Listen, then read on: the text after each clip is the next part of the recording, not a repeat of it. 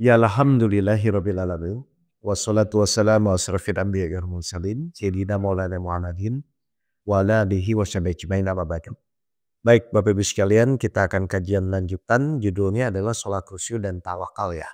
Tapi sebelum ke situ, saya mau berdiskusi dulu dengan Bapak Ibu sekalian ya. Selama ini kan Bapak Ibu belajar mengaji. Apapun itulah tahsin, tafsir ya, tazkiyatun nafs, itu kan macam-macam ya bidang keilmuan. Pertanyaan saya, Bapak Ibu tahu ilmu itu benar atau salah dari mana? Kan Bapak Ibu belajar nih mengaji ya, semua dengan metodologinya, baca Qur'annya, tafsirnya dan lain-lain. Pertanyaan saya, Bapak Ibu tahu ilmu itu benar atau salah dari mana? Iya. Loh kan ustadznya juga bisa beda-beda, ada Salafi, ada Wahabi, ada NU, ada Muhammadiyah, kan bisa beda-beda. Atau gini. Misalnya ada 2 resep. Cara membuat teh manis itu, yang satu air, gula, dan teh. Yang satu lagi, nomor 2, air, garam, dan teh. Saya tanya, Bapak Ibu tahu teori A dan D benar atau salah setelah apa? Itu maksud saya. Jadi ketika Bapak Ibu bicara teori apapun silahkan. Tapi intinya, apakah dengan teori itu ketika dibuktikan terwujud atau tidak terwujud? Paham nih Bapak Ibu? Silakan Bapak Ibu merasa sabar, merasa sholat silakan. Tapi teorinya, orang yang sabar sholatnya benar pasti ditolong Allah. Berarti kalau sekarang belum ditolong Allah, ya diperbaiki dong metodologinya. Ya diperbaiki dong ilmunya. Jangan dipertahankan kalau memang itu tetap tidak menghasilkan sesuatu. Karena Bapak Ibu tahu atau tidak, benar atau tidak, itu setelah dipraktekkan. Jelas nggak ini Bapak Ibu? Ini namanya tolak ukur. Silakan belajar ngaji dimanapun, tapi tolak ukurnya harus semakin tenang, doa semakin dikabulkan, kan itu harusnya. Keinginan semakin mudah diwujudkan, itu maksudnya. Jadi kita belajar teori Al-Quran itu, setelah belajar teori, Bapak Ibu tahu benar atau salah, tolong dipraktekkan. Karena Allah pun menyuruh itu. Di mana saya tahu? Surat 7 ayat 203. Silakan saudara.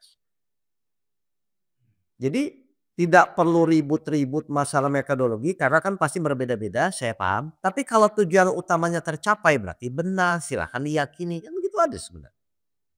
Silakan apa kata Allah? Surat 7, Surat 7 ayat 203 Ar-A'raf. Surat 7 Al-A'raf ayat 203.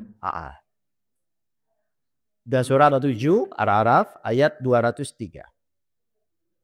Dan apabila engkau Muhammad tidak membacakan suatu ayat kepada mereka, mereka berkata, mengapa tidak engkau buat sendiri ayat itu? Katakanlah Muhammad, sesungguhnya aku hanya mengikuti apa yang diwahyukan Tuhanku kepadaku.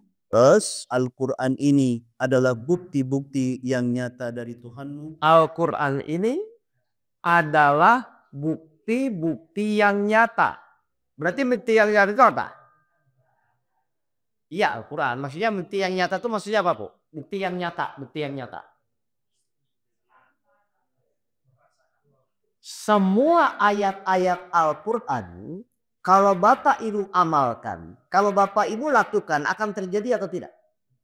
Kenapa akan terjadi? Bukti yang nyata. Teori apapun dikatakan benar, itu kalau dibuktikan dan terjadi. Berarti ini, jadi ketika Bapak Ibu nanti buat teh manis itu dengan gula dan garam, maka yang akan jadi manis yang mana? Tahu dari mana? Dirasakan. Ya, berarti ketika Allah memohon, ketika Allah berfirman kepada kita, ya ayyuhallazina amanu ista'inu bisabri wassalah. Wahai orang-orang yang beriman, mohonlah pertolongan kepada Allah dengan sabar dan sholat. Berarti harusnya ketika Bapak Ibu melakukan ayat ini ditolong atau tidak? Bapak Ibu yakin ini? Kalau yakin masalahnya apa? Terus Bapak Ibu pusing-pusing seperti ini kenapa? Nah, mungkin selama ini belum merasakan. Ternyata dengan sabar yang benar, dengan sholat khusyuk yang benar, harusnya Bapak Ibu ditolong oleh Allah. Kan begitu aja harusnya. Sekarang saya tanya nih Bapak Ibu.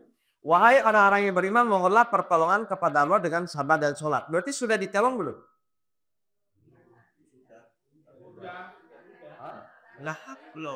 Loh saya Allah bilang, wahai orang-orang yang beriman, mohonlah pertolongan kepada Allah dengan sabar dan sholat. Berarti ayat ini kepada yang sudah ditolong atau belum ditolong?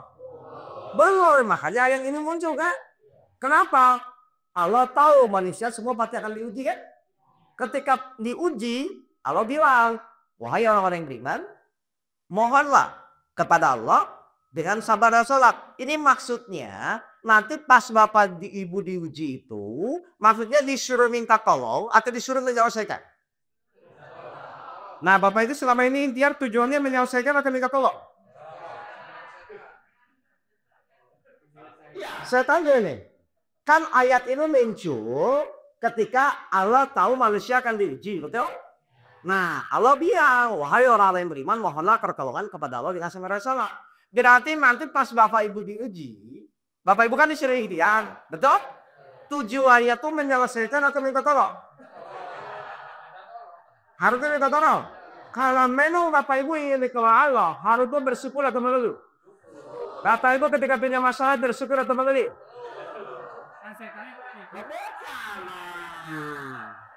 Berarti kalau bapak ibu berarti sebenarnya minta tolong atau ingin menyelesaikan?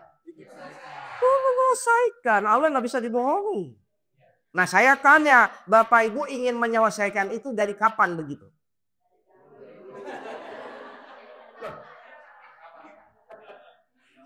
Loh bukan, artinya kalau memang bapak ibu tadi bilang ingin ditolong, berarti Allah tuh lihat kemampuan kita atau akhlak kita.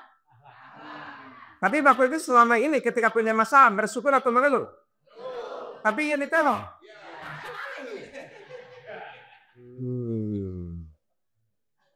Apa nggak maksud saya ini? Artinya semua orang pasti akan diuji. Semua orang pasti akan diuji. Tapi Allah bilang, kami nanti saya uji, tapi kamu minta tolong. Dengan apa? Dengan sabar dan sholat. Berarti saat bapak ini ikhtiar, harusnya niatnya ingin cepat selesai atau ingin sabar? Ayo, jadi bapak ibu soal ini kalau punya masalah, ikhtiar niatnya ingin cepat selesai atau ingin sabar?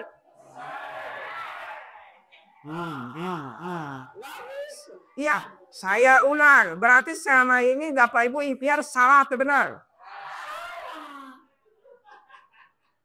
Karena bapak ibu niatnya ingin cepat selesai, bukan ingin sabar. Padahal kalau sudah sabar, selesai nggak masalahnya. Kenapa? Allah janji akan menolong kepada orang-orang yang sabar. Berarti ketika bapak dimaki-maki istri sabar atau emosi? Udah nggak usah dijawab sih, mereka tahu.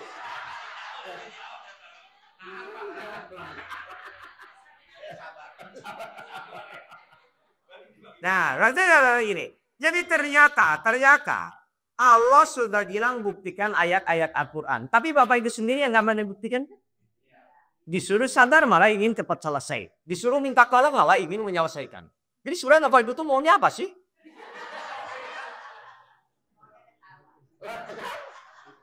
Ayo saya bertanya, Al-Quran itu petunjuk hidup tidak? Berarti yang namanya petunjuk hidup itu diikuti atau mengikuti? Berarti kenapa selama ini bapak ibu ketika punya masalah itu nggak mengikuti? Udah tahu Al-Quran itu petunjuk, kenapa bapak ibu nggak mengikuti? Disuruh sabar malah ingin cepat selesai.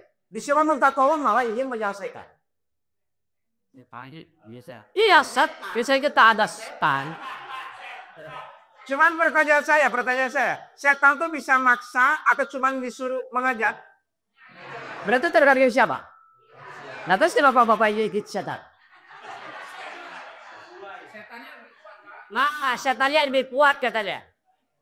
Loh sudah tahu lebih kuat, kenapa nggak ikut Allah? Coba saya tanya, bapak ibu tuh kalau difitnah atau dizulimi orang, marah atau emosi? Marah atau sabar? Berarti marah itu mengikuti siapa? Sabar mengikuti sabar juga. Ada pilihan di simpang jalan, ada jalan sabar, ada jalan marah. Bapak ibu biasanya milih yang mana? Soleha sekali ya.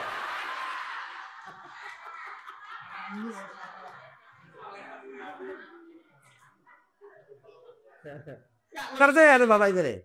Jadi Allah itu menyuruh ibu belajar Al-Quran itu ayat-ayatnya tolong dibuktikan. Biar apa? Biar semakin yakin. Bahwa oh iya ya ternyata gula itu manis. Oh ternyata benar ya kalau saya punya masalah itu ditolong Allah. Saya tanya nih. Kalau bapak ibu sekarang sudah yakin apapun masalah pasti Allah menolong. Berarti masalah ke depan jadi masalah. Berarti yang jadi masalah itu masalahnya atau keyakinan kitanya. Nah saya tanya sekarang. Ibu ketika dikasih masalah tuh yakin atau nuduh ya? Yakin apa?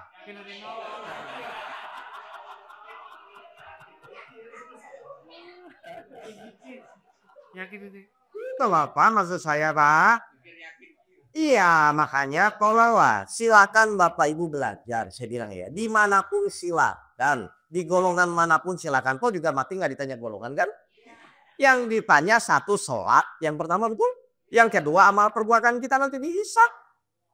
Nah sekarang saya tanya berarti yang benar itu nanti pas Bapak Ibu punya masalah menurut Al-Quran itu minta tolong atau menyelesaikan? Baik. Berarti lebih mudah minta tolong atau menyelesaikan? Kalau begitu menyelesaikan masalah mudah atau sulit?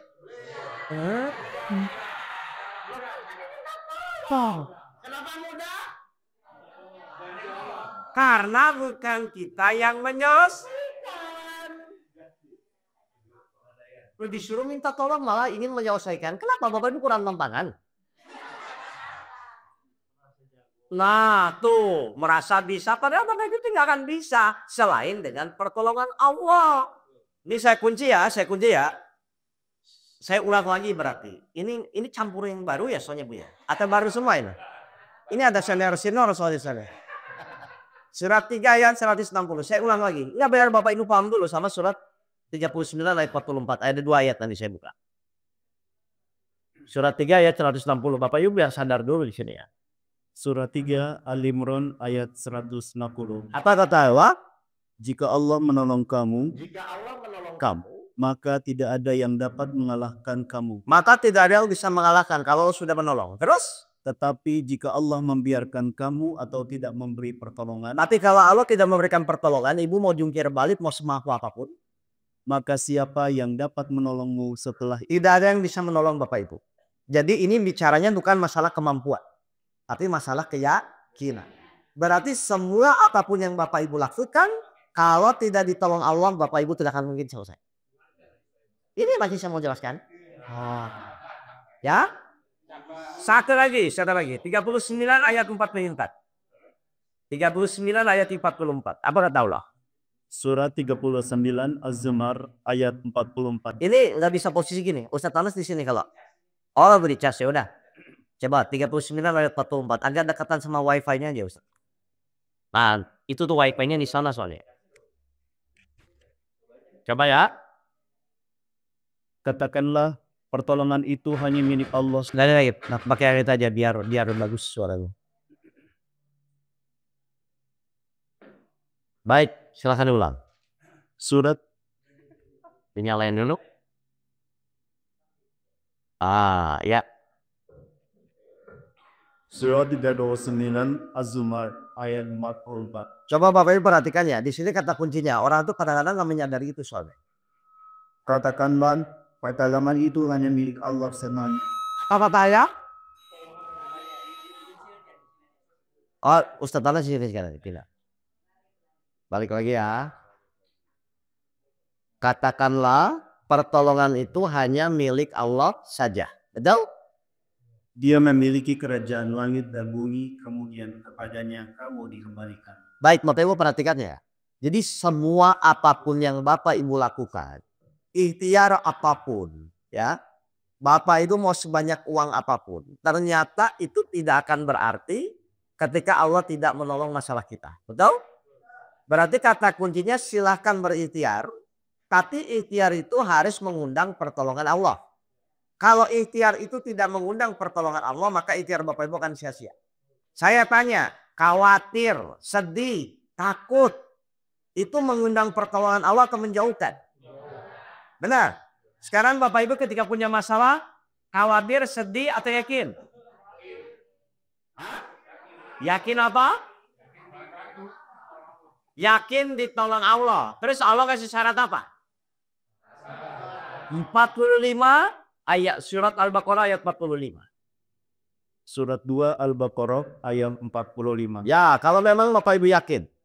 Dan mohonlah pertolongan kepada Allah dengan sabar dan sholat. Berarti syaratnya apa? Sabar dan sholat. Sholat seperti apa?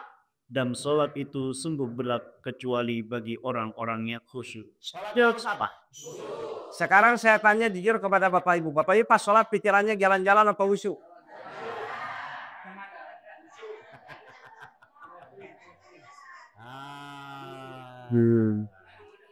Ya, saya kan ingin bertanya aja. Karena Bapak Ibu yang akan merasakan itu deh. Sekarang bagaimana Allah akan menolong kita? Kalau sholat Bapak Ibu tiap Allahu Akbar pikirannya udah keliling kemana-mana. Jujur kan? Saya tanya Bapak Ibu sholat pikiran jalan-jalan dari kapan? Dari dulu. Sampai kapan? Jadi Bapak Ibu nggak ingin ditolong Allah. Ya, tapi syaratnya tadi apa? Sekarang saya tanya ya, susah atau belum tahu caranya? Makanya saya ke sini. Nah, kita buktikan. Nanti saya ajarkan Bapak Ibu metodologi secara khususnya. Nanti saya ajarkan Bapak Ibu praktek. Masih jalan-jalan atau usul. Kalau nanti sudah benar-benar tidak jalan-jalan, sudah usul. Atau kalau masih jalan-jalan setelah saya ajarkan, Bapak Ibu angkat tangan saja protes. Ya, keluar dari tempat ini, Bapak Ibu praktekkan. Ya, kalau belum usul, angkat tangan. Ustadz, saya mau sih jalan-jalan. Enggak apa-apa. Jadi saya nanti ajarkan caranya. Kenapa? Karena semua orang yang hadir di sini termasuk saya pasti ingin ditolong Allah. Nah kalau sholatnya masih jalan-jalan? Enggak, ibu bapak tuh sholat jalan-jalan tuh maksudnya pikniknya kurang atau gimana?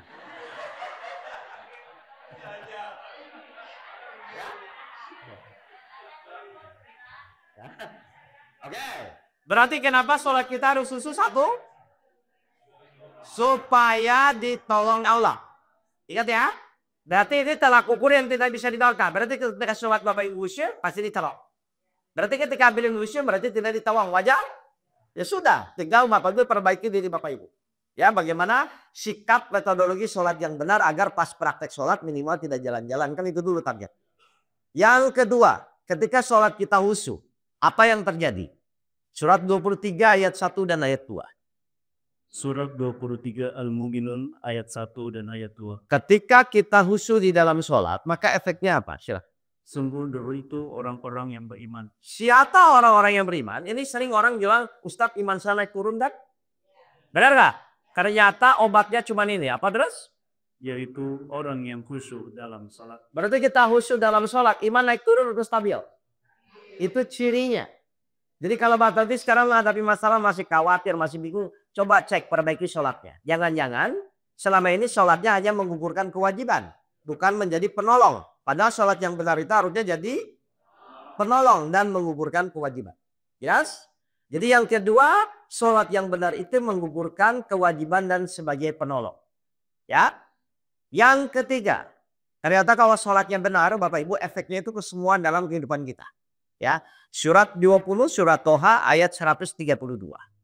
Surat Toha ayat surat ke-20 ayat 130. Ketika sholat kita benar, maka efeknya akan Bapak Ibu rasakan. Makanya tidak ada istilah mentok. Karena mentok itu bagi yang memang tidak berikhtiar. Saya tanya ya Bapak Ibu ya, sementok apapun Bapak Ibu tetap bisa sholat nggak?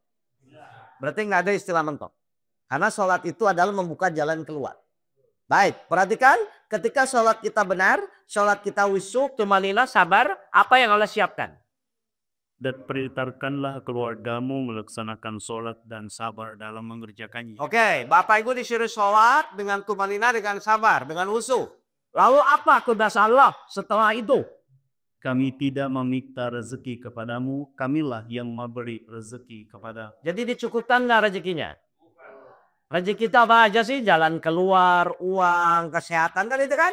Berarti ketika manusia sholatnya baik, maka semua amal perbuatan jadi baik. Bayangkan. Itu hadisnya jelaskan. Sholatnya buruk, semua amal perbuatan jadi buruk. Makanya sholat ini amalan yang pertama kali dihisab. Karena ini yang menentukan Bapak Ibu nanti baik dan buruk. Salat yang baik itu pikirannya fokus atau jalan-jalan? Berarti kalau jalan-jalan baik atau buruk? Selama ini Bapak Ibu salatnya fokus atau jalan-jalan?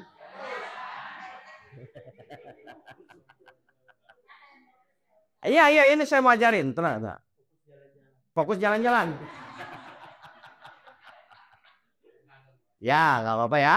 Oke, kalau memang Bapak Ibu sudah mau belajar, kita kupas ya. Yang pertama, jujur ya, Bapak Ibu saya ingin jawaban jujur. Salat yang benar itu jasmani dan ruhani atau jasmani dan pikiran? Selama ini Bapak Ibu jasmani dan ruhani atau jasmani dan pikiran? Dari situ aja udah gak benar kan? Jadi bagaimana Bapak Ibu bisa khusyuk ketika alat yang dipakai sudah salah? Harusnya jasmani dan ruhani. Selama ini Bapak Ibu jasmani dan pikiran, makanya kan khusyuk. Karena alat yang dipakai sudah salah. Kenapa ruhani kita harus sholat? Surat 7 ayat 172. Surat 7 Al-A'raf ayat 172. Kenapa ruhani kita harus sholat? Ini penting sekali Bapak Ibu, biar Bapak Ibu paham. Dan ingatlah ketika Tuhanmu mengeluarkan dari surga tulang belakang anak cucu Adam, turunan mereka. Dan Allah mengambil kesaksian terhadap mereka seraya berfirman. Allah mengambil kesaksian. Terhadap siapa? Coba baca lagi. Allah kesaksian terhadap mereka. Ini sudah jadi manusia ke masih jadi ruh? Ini belum jadi manusia ya Bapak Ibu ya. Jadi sebelum kita ditiupkan 4 bulan itu, posisi ruh kita tuh di alam ruh. Sebelum Bapak Ibu nanti masuk ke dunia, Allah buat perjanjian. Untuk apa sih perjanjiannya terus? Seraya berfirman, bukankah aku ini Tuhanmu? Berarti ruh kita dialog nggak sama Allah? Dialog. Dialog apa? Untuk apa? Terus? Mereka menjawab. Mereka itu siapa? Ruh kita. Belum jadi manusia belum. Ini ruh. Ruh kita udah jawab. Betul engkau Tuhan kami. Untuk apa? Kami bersaksi. Kami lakukan yang demikian itu agar di hari kiamat kamu tidak mengatakan sesungguhnya ketika itu kami lengah terhadap ini. Berarti nanti yang akan ditanya sholat, pikiran kita atau ruh kita? Nah selama ini Bapak Ibu sholat di dunia, ruh atau pikiran? Itu dari mana itu? Karena yang nanti ditanya sholat, bukan pikiran kita, tapi ruh kita. Makanya di Al-Maun apa? Celakalah bagi orang-orang yang sholat. Orang sholat tapi celaka. Ternyata ruhnya selama ini tidak sholat. Makanya pas sholat masih pikiran jalan-jalan. Pas sholat pikiran jalan-jalan. Bahkan kalau hilang kunci, hilang dompet. Kalau pengen ketemu.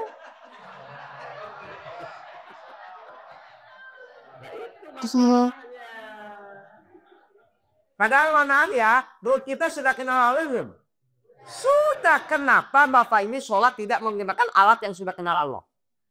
Kok malah pakai pikiran? Mulai mikir sekarang kenapa ceweknya jalan-jalan? Ya kan baru tahu kan? Karena kalau sudah tahu pasti Bapak ini disuruh. Saya buktikan nanti. Bapak ini perhatikan nanti. Ya. Jelas? Jadi ternyata urgensinya sholat itu harus dengan alat yang benar. Masalah teknis nanti syariatnya wudunya itu nanti dulu. Tapi ibu pas sholat terus dipastikan alatnya benar. Apakah jasmani dan pikiran atau jasmani dan ruhani. Karena kalau ibu bapak pakai pikiran pasti akan jalan-jalan. Kayak bapak ibu mau makan sayur sop pakai garpu loh bu. Kan harusnya pakai sendok. Jadi nggak pas gitu loh. Tahan ini. Nah berarti sekarang pertanyaannya besarnya. Bagaimana agar ruh kita sholat. Kan begitu kan? Kan udah kelamaan ruh bapak ibu nggak sholat. Ya kan? Kasihan ya ruhnya ya. Harusnya ruhnya yang sholat. Baik sekarang saya tanya. Di dalam sholat ada berapa kegiatan bapak ibu? Di dalam sholat ada berapa kegiatan bapak ibu? 2 gerakan dan ucapan. Lah ibu emang di sholat ngapain? Cuma 2 lah. Gerakan dan ucapan. Yang melakukan gerakan siapa?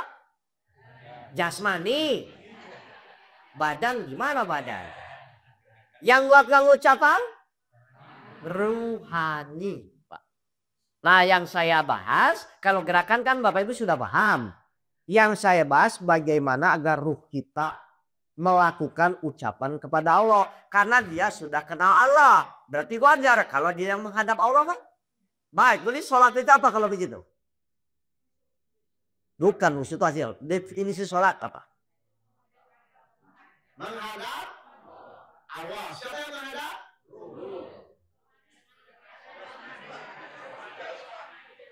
Hah? Oke, biar Bapak Ibu paham ya.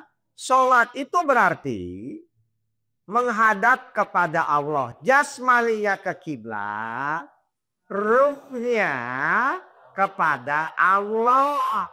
Pada ini Bapak Ibu. Lalu menyampaikan bacaan. Siapa yang menyampaikan? Ruh yang menyampaikan. Bukan pikiran. Ruhnya yang menyampaikan. Ya, dengan bahasa Arab atau Indonesia? Bahasa Arab. Di situ ada pernyataan, ada pujian dan doa. Sesuai syarat dan rukunya sholat. Jadi sholat itu menghadap kepada Allah. Jasmaninya ke kiblat, ruhnya yang menghadap Allah. Lalu ruhnya menyampaikan bacaan sholat. Di situ ada pernyataan, pujian dan doa. Sesuai syarat dan rukunnya sholat. Paham ini Bapak Ibu? Baik, sekarang kita buktikan bagaimana ruh ini menyampaikan. Gimana caranya? Karena selama ini Bapak Ibu biasanya pikirannya kan? Benar enggak? Bahkan bayangin Ka'bah, makin jalan-jalan. Iya, saya akan dapat tuh kalau ada jamaah yang curhat, Ustadz kan harus getar udar, dosa begitu saya kira. Alatnya dulu yang benar, ruh dulu yang menyampaikan. Bagaimana cara agar ruh bisa menyampaikan bacaan? 17 ayat 110. Silakan. Surat 17 Al-Isra ayat 110. Bagaimana caranya nanti kita baru praktek, Pak. Praktekkan. Katakanlah Muhammad, serulah Allah atau serulah Rahman, terus dengan nama yang mana saja kamu dapat menyeru. Oke, perhatikan di sini. Bagaimana agar ruh kita sholat? 1. Karena dia mempunyai nama yang terbaik, Asmaul Husna. Janganlah engkau mengeraskan suaramu dalam sholat. Janganlah engkau mengeraskan suaramu dalam sholat. Terus? Dan janganlah pula merendahkannya. Tapi juga jangan terlalu rendah. Terus? Dan usahakan jalan tengah di antara. Berarti sholat itu boleh dalam hati atau harus bersuara, Pak? Baik, yang bersuara siapa?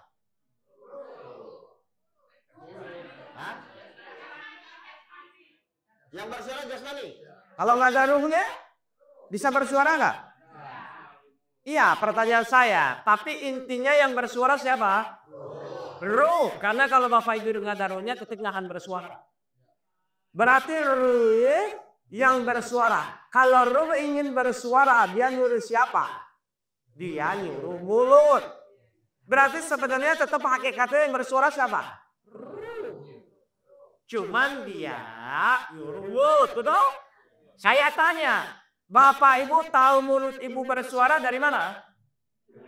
Terdengar di telinga. Berarti tugas telinga itu mendengarkan siapa?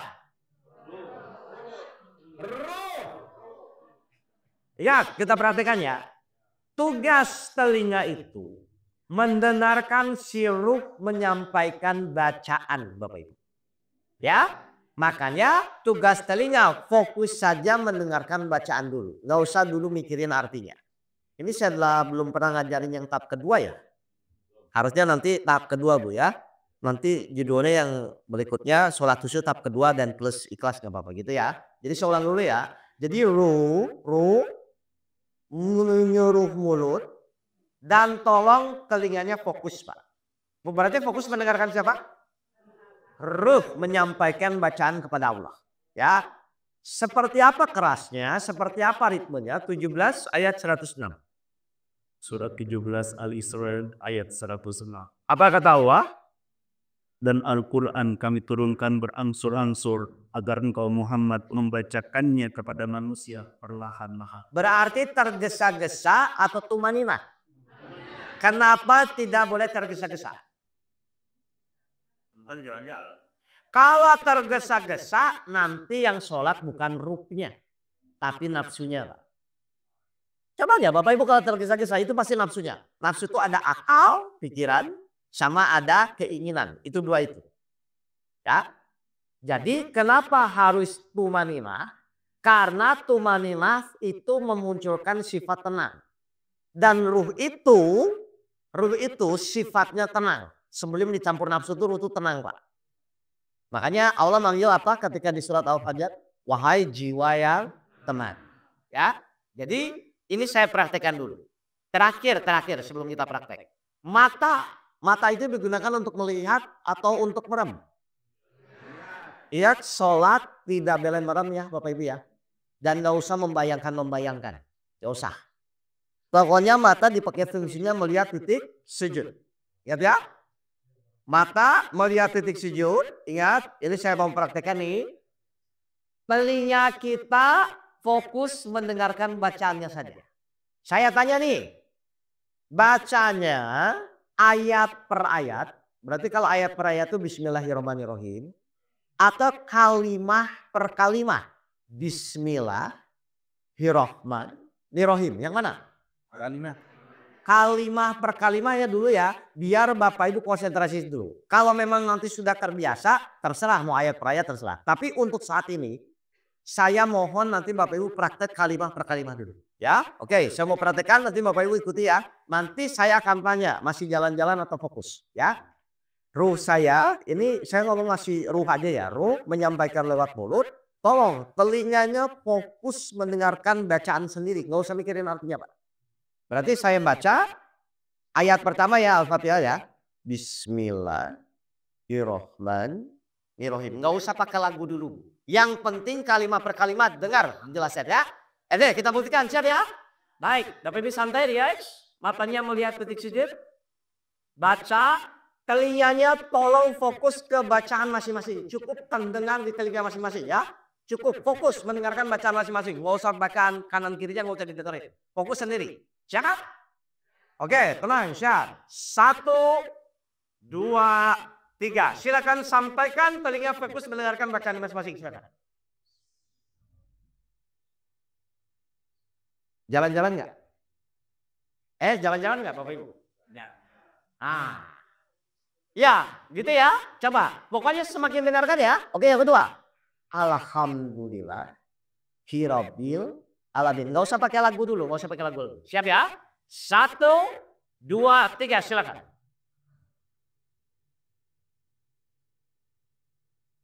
Jalan-jalan dah. Nah itu bisa. Kenapa nggak begitu? Nah, nanti saya jelaskan kenapa tidak jalan-jalan nanti ya. Nanti saya jelaskan. Sekarang saya mohon baca Al-Ikhlas. Al-Ikhlas itu berapa ayat? 4. Fokus ya, sama ya, dengerin ya masing-masing ya. Huwallahu ahad. Tenang. Allahu somad. Tenang. Yang penting Bapak Ibu konsentrasi di telinga masing-masing. Ingat, mata melihat titik sujud. Nggak boleh merem. Nanti jalan-jalan. Silakan. Kita buktikan. 1, 2, 3. Silakan baca Al-Ikhlas. Telinganya fokus mendengarkan bacaan masing-masing. Silakan. 4 ayat.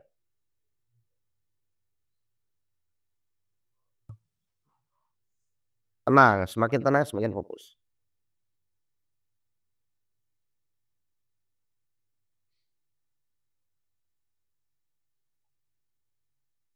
Jalan-jalan atau fokus?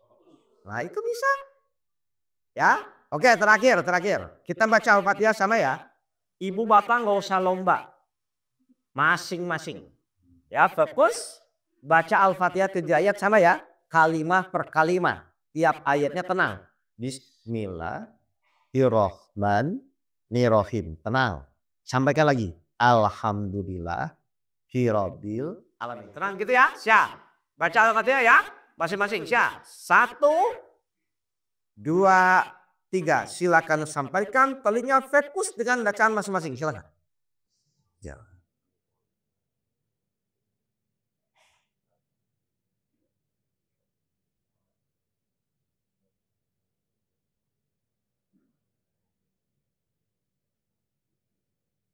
Oh.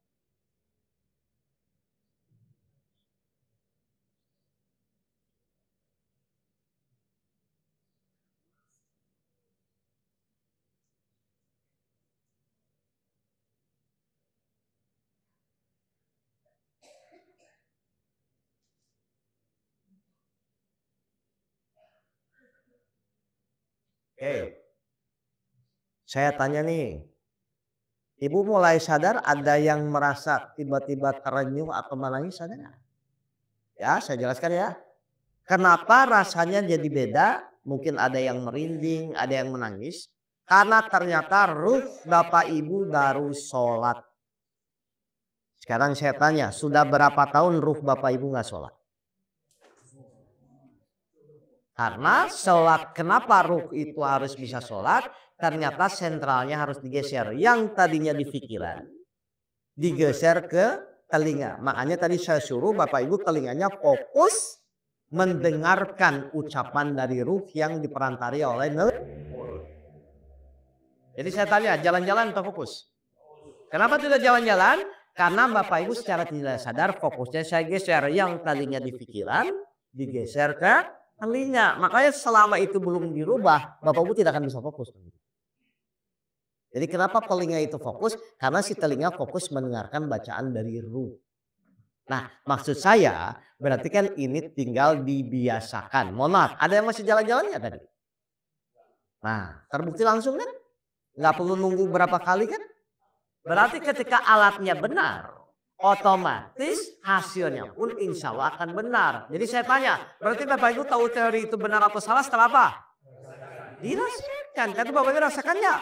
Ya sudah kalau begitu. Kan metodologi sholat banyak, silakan Bapak Ibu pilih. Cuman yang diajarkan guru saya yang simpel itu seperti ini. Terus kenapa Bapak Ibu selama ini nggak begitu sholatnya?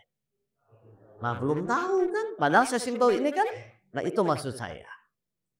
Jadi silakan orang bicara teori apapun, tapi tolong langsung dibuktikan. Fokus atau masih jalan-jalan. Nah ini kan info sendiri dulu Pak ya. Berarti Bapak Ibu silakan nanti latihan membiasakan ruhnya sholat dulu. Dirawatin di qobla, bada, duha, tahajud. Kan itu Pak perlu berjamaah kan? Bapak Ibu praktek seperti itu. Kalau berjamaah, maghrib, isya dan subuh yang dizaharkan, yang dikeraskan. Berarti sumber suara dari mana? Berarti telinga Bapak Ibu fokus saja mendengarkan bacaan imam. Kalau tadi sendiri sumber suara dari mana? Dari ruh. Makanya telinga Bapak fokus mendengarkan bacaan sendiri. Saya buat simpel gitu dulu ya Pak ya. Jadi untuk sementara seperti itu saja dulu prakteknya. Dengarkan saja bacaan imam. Karena rukunnya berjamaah, makmum wajib mengikuti imam. Biar nggak sulit gitu loh Pak. Yang penting sekarang ruh Bapak Ibu nanti mulai maghrib harus sudah mulai sholat ya. Kasian loh Pak ruhnya dari dulu ingin sholat. Karena nanti mati yang ditanya ruhnya bukan pikirannya. Sedangkan Bapak Ibu selama ini sholat pakai pikiran. Makanya celakalah bagi orang-orang yang sholat. Siapa? Yang ruhnya nggak sholat. Jadi bertahun-tahun Bapak ini sholat. Kalau ruhnya nggak sholat gimana? Nah saya tanya nih. Ruh itu kan sudah berdialog dengan Allah. Sudah berdiskusi dengan Allah kan. Kira-kira harusnya ketika dia berdoa dikabulkan nggak? Karena udah kenal Allah. Bapak Ibu dalam sholat dikasih kesempatan berdoa saat kapan? Bapak Ibu saat sholat dikasih kesempatan berdoa saat apa? Duduk di antara dua sujud, betul? Nah itu tolong nurnya dipakai ya. Saya tanya, kalau Bapak Ibu memang duduk di antara dua sujud itu berdoa, berarti harusnya pakai rasa atau sekedar baca? Nah sekarang saya tanya, Bapak Ibu kalau duduk di antara dua sujud selama ini, doa atau baca? Kalau doa itu pakai ruh, pakai rasa. Kalau baca itu deh, nah, Bapak Ibu selama ini yang doa, baca. Lagi mana mau dikabulkan kalau begitu? Padahal doa itu harus pakai rasa. Pak, tolong saya, tolong bantu saya. Berarti Ibu dari posisi sujud mau keduduk di antara dua sujud. Gini ya, nih saya praktekkan nih. Ibu perhatikan, Bapak perhatikan dulu ya, perhatikan.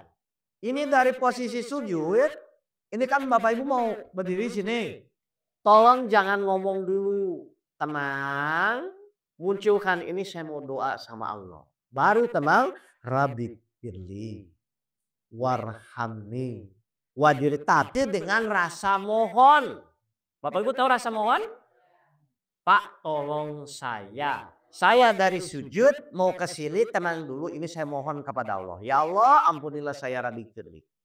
Kasihanilah saya warhamni. Tutuplah aib saya wajburni. Angkat derajat saya warfa'ni. Rezeki nih, berilah saya rezeki warzukni. Berilah saya petunjuk, saya bingung ya Allah. Wadini. Berilah saya kesehatan wa'abdini. Maafkanlah saya waku'ani. 17 kali sehari. Kalau Bapak Ibu berdoa harus dikabulkan. Makanya sholatnya baik, semua jadi baik. Saya tanya Bapak Ibu semua. Bapak Ibu selama ini berdoa atau membaca? Nah, gimana mau dikabulkan?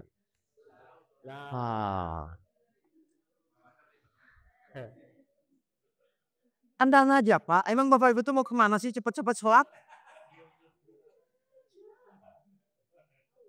Ya?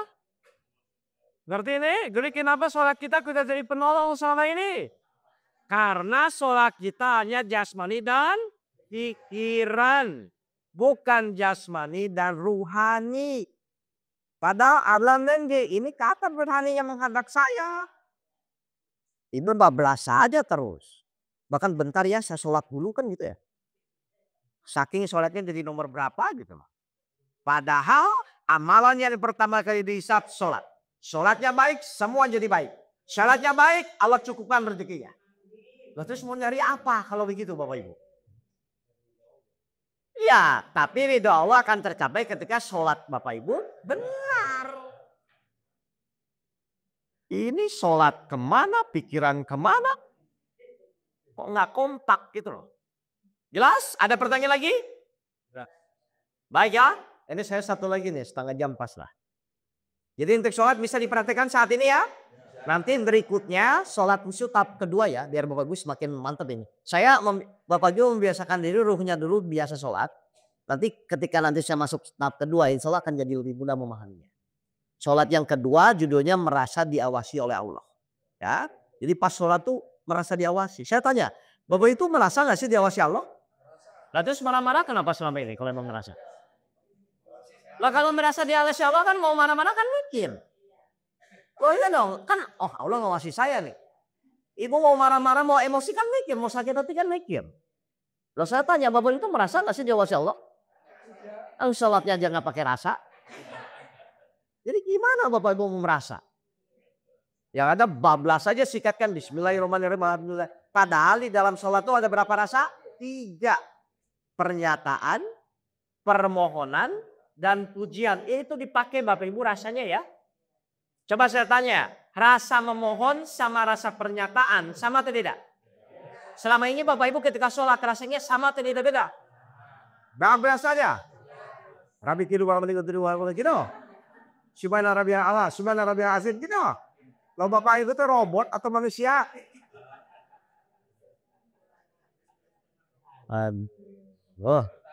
Ya nggak apa-apa Pak. Kan kita sama-sama belajar.